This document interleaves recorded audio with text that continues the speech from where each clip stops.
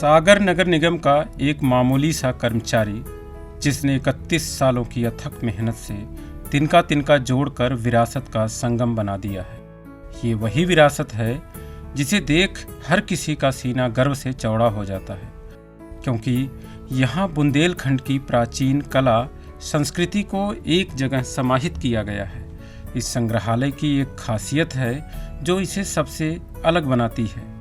इसके लिए किसी के रहमो करम की ज़रूरत नहीं पड़ी, बल्कि दामोदर अग्निहोत्री की 31 वर्षों की तपस्या का ये फल है। इस संग्रहालय में क्या है और कितनी समृद्ध रही है बुंदेलखंड की विरासत, उन्हीं की जुबानी सुनिए। बुंदेलखंड की लोक कला, संस्कृति, परंपराओं से संबंधित प्रायः सभी विधाओं को मैंने संग्रहित करने का प्रयास किया है। जैसे पत्थर के, मिट्टी के, लकड़ी के बर्तन हैं, और ये छुई से जो और कागज की लुगदी से जो मटेरियल बनाई जाती थी, जिनमें महिलाओं ने हाथ से कलात्मक डिजाइन दी है, ऐसी करीब 25-30 मटेरियल भी कलेक्ट की हैं। और बुंदेली लोक संस्कृति संबंधी जैसे चरखा है, ढेरा है, तकली है, ऐसे जो कृषि उपकरण हैं, और अपने बुंदेली बटुआ, बसनी, पहले यात्राओं पर जाते थे तो बसनी कमर में बांध के पैसे वगैरह रख के जाते थे।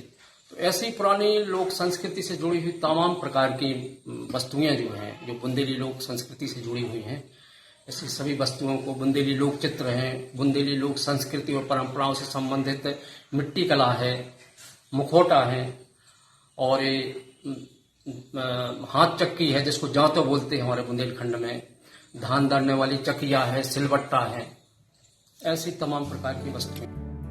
दामोदर अग्निहोत्री को बचपन से ही पुरानी यादों को समेटने का शौक था। बस इसी शौक को पूरा करने के लिए उन्होंने पूरे जीवन की कमाई लुटा दी।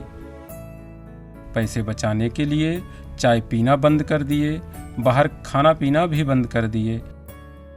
इतना ही नहीं, साइकिल ही उनके कहीं आने जाने का एकमात्र साधन था। जब भी उन्हें कहीं पुरानी विरासत के होने का पता चलता, वो साइकिल पर झोला टांग कर निकल पड़ते थे और पैसे देकर उस विरासत को लाकर अपने सपनों के महल में सजा देते। इसके पीछे सर मेरा बस एक ही उद्देश्य है कि हमारी जो बुंदेली लोक संस्कृति है, हमारा भारतीय इतिहास से जुड़ा हुआ जो दस्तावेज हैं, वस्तुएं हैं, उन सारी वस्तुओं को हमारी युवा पीढ़ी, विद्यार्थी इसको जाने, समझे और इससे प्रेरणा प्राप्त करें। वह चाहते हैं कि नई पीढ़ी बुंदेलखंड की समृद्ध विरासत से परिचित हो, यहाँ की कला, संस्कृति और गौरवशाली इतिहास से रूबरू हो सके। यही वजह है कि उन्होंने रहन सहन से लेकर संगीत साधना और खेती किसानी के अलावा घर में उपयोग होने वाली प्राचीन वस्तुओं को जोड़कर ऐसा संग्रहालय बना दिया है जिस पर सभी को नाज है। और ये संग्रहालय यहाँ की समृद्ध विरासत की गवाही भी दे रहा है। सागर से कपिल तिवारी, ईटीवी भारत, मध्य प्रदेश।